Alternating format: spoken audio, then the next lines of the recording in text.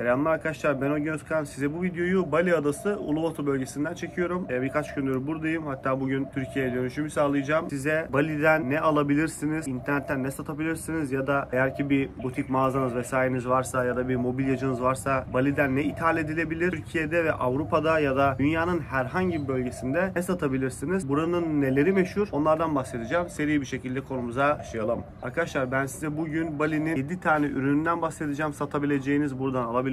Tabii ki başka ürünler de var. Onlara da belki sonra değiniriz. Bu arada arkadaşlar konuya girmeden videomu beğenirseniz lütfen likelayın ve beni takip ederseniz de gerçekten sevinirim. Bu halde seri bir şekilde başlayalım.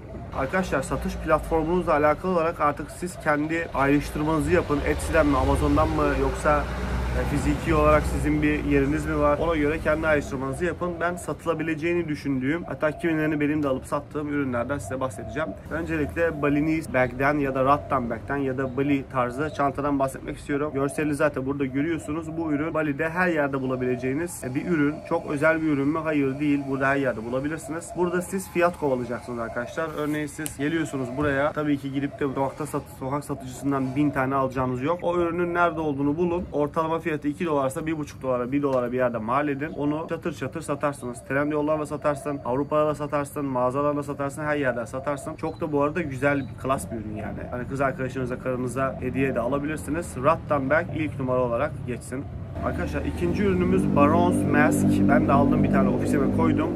Bu dansçıların, erkek dansçıların danslarında kullandığı maske. Bu maskeyi de burada görüyorsunuz. Bu da güzel bir ürün. Bu da her yerde satılıyor. Bu da ne demek oluyor? Her yerde satılıyorsa kar marjı kesinlikle düşük olmalı. Ama Bali'de her yerde satılıyor. Sen Türkiye'ye geldiğin zaman bunu çok yerde bulamazsın yani. Bunun için mağaza bile açılabilir. Hani Balinese bir mağaza da açılabilir. İthalatı kolay. Bu arada yardıma ihtiyacınız olursa bana da yazın. Ben de size ithalat konusunda destek olabilirim. Bu üründe yine aynı şekilde fazla ithal ederseniz, uygun fiyata bulursanız her platformdan satabileceğinizi düşünüyorum. Bu üründe Bali'de epey bilinen bir ürün. Onu da söyleyebiliriz. Devam edelim. Arkadaşlar çok önemli bir ürüne geldik. İngilizce wooden carvings, Türkçe ağaç oyma sanatı diyelim. Adamlar bu konuda çok iyiler. Yani wooden carvings'i bir inceleyin. Ne kadar güzel olduğunu göreceksiniz.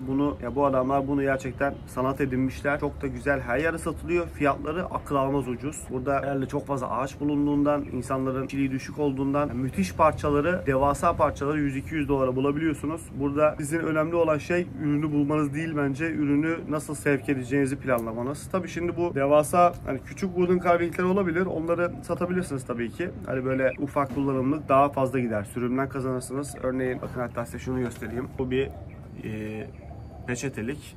Tik ağacından çok hoş bir ürün. Hani bu ayrı bir case. Bu tam Amazonluk. Bundan böyle milyonlarca satarsın yani, anladın mı? Getirirsin. Kar marjı düşük olur. Bir de özel carving olarak, yani oyma olarak satabilirsiniz. Onlar biraz daha yavaş gidebilir. Etsy'den satılabilir. Kendi mağazanızdan satılabilir. Kar marjı yüksek olur. Onlara bir bakmanızı öneririm. Benim çok hoşuma gidiyor. Sadece bu arada wooden değil, aynı zamanda kumların da, kumdan yapılmış ya da taştan yapılmış ürünlerin de oymaları söz konusu. Onlar da çok hoşuma gitti. Onlara da bir bakın derim. Arkadaşlar bilirsiniz, Türkiye'de en çok ihraç edilen Amazon mallarından birisi de peştemaldir. Amerika'ya çok gider, her yerde satılır. Avrupa'ya çok gider, Türkiye'de çok satılır. Çok da güzel bir üründür, kullanılır yani.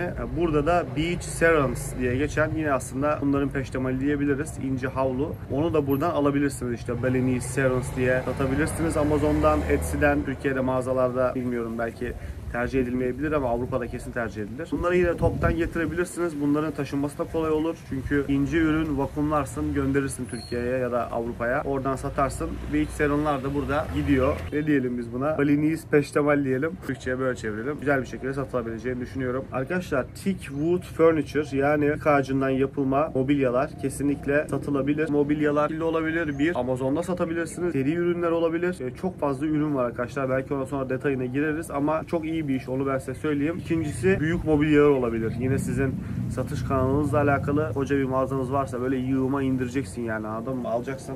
Burada koltuklardan tut, sandalyeler, masalar o kadar güzel ki. Buradaki asıl fark fiyatın Türkiye'ye göre aşırı ucuz olması. Yani mesela her ürün Türkiye'de satılmaz ama bu ürün Türkiye'de çok güzel satılır. Şöyle söyleyeyim, tabii ki burada iki aile rekabet etmiyorsun. Burada zenginlere satacaksın bunu. Demek ki güzel bir dizayn olacak, iyi duracak.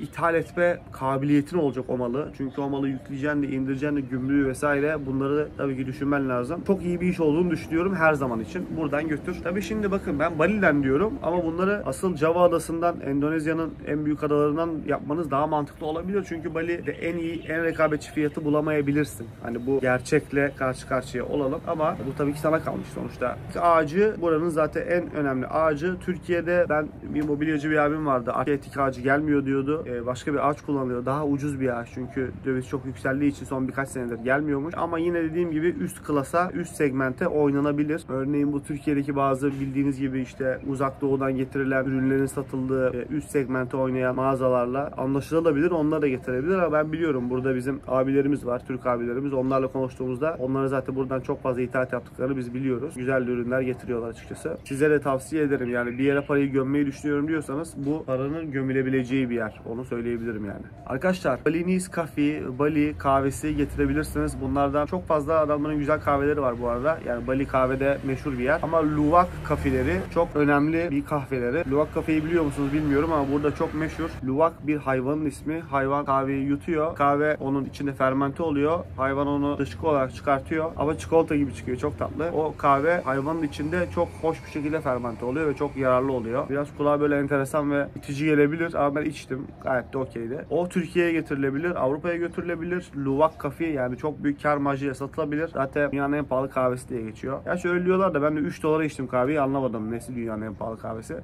Belki bilmiyorum, artık yorum yapamayacağım. Biraz araştırın. Luwak Coffee ve diğer kahvelere de buradan bakabilirsiniz. Kahve ithalatçısıysanız, kahve işindeyseniz yararlanabileceğinizi düşünüyorum. Arkadaşlar, gümüş ve altın işçiliği ürünleri buradan alabilirsiniz. Özellikle gümüş ürünleri götürebilirsiniz. Burada Ubud bölgesinde Mas ve Celuk köyleri var. Oralara giderseniz oradan birçok zanaatkar bulacaksınız. Böyle sokaklar boyunca çok fazla gümüş satan, altın satan kişiler söz konusu. Oradan onlarla görüşüp çeşitli görüşmeleri sağlayıp internetten, Etsy'den, Amazon'dan her yerden satabileceğiniz ürünler bunlar. O ürünlerine bakmanızı tavsiye ederim. Yani Bali gümüş jewelry diyelim ya da böyle kuyum ihracatında kendince önemli bir konumda olduğunu söyleyebiliriz. Arkadaşlar, bir de bonus vereyim size. Spa ürünlerini satabilirsiniz. Spa ekipmanı satabilirsiniz daha doğrusu. İşte onların kullandığı, çünkü çok güzel adamları, yani göze çok hitap eden ürünleri var. Onları böyle bir paket halinde alabilirsiniz yani. Getirebilirsiniz. Büyük Amazon, neredeyse İngiltere, Almanya, Amerika, her neyse. Güzel bir fiyata bağlarsanız bu işi, spa ürünleri olabilir. Spa kozmetik ürünleri de olabilir. Onlara da bakın. Bunlar çok güzel ürünler. Ben size söyleyeyim yani. Çok güzel satılabilecek ürünler bunlar. Burada iyi bir kanal bulduktan sonra, yine ithalatınız, ihracatınız ayrıldıktan sonra paylaşmış olacağım bonus da bu olsun. Arkadaşlar, bu bölümde bu kadar olsun. Olan ürünleri paylaşmaya çalıştım. Tabii ki daha fazla ürün var. Biraz araştırın ya da bana yazın. Benle özelden de konuşabilirsiniz. Size şimdi aklıma gelmeyen ya da sizin sorunuzdan sonra benim beynimde ortaya çıkacak bilgileri de paylaşabilirim. Bana çekinmeden yazabilirsiniz arkadaşlar. O halde arkadaşlar, teşekkür ederim. Lütfen videoyu beğendiyseniz, yararlı bulduysanız sadece likelayın ve beni takip almayı unutmayın. Bilinç, bilgi ve birlik ile bizimle kalın. Hoşça kalın efendim.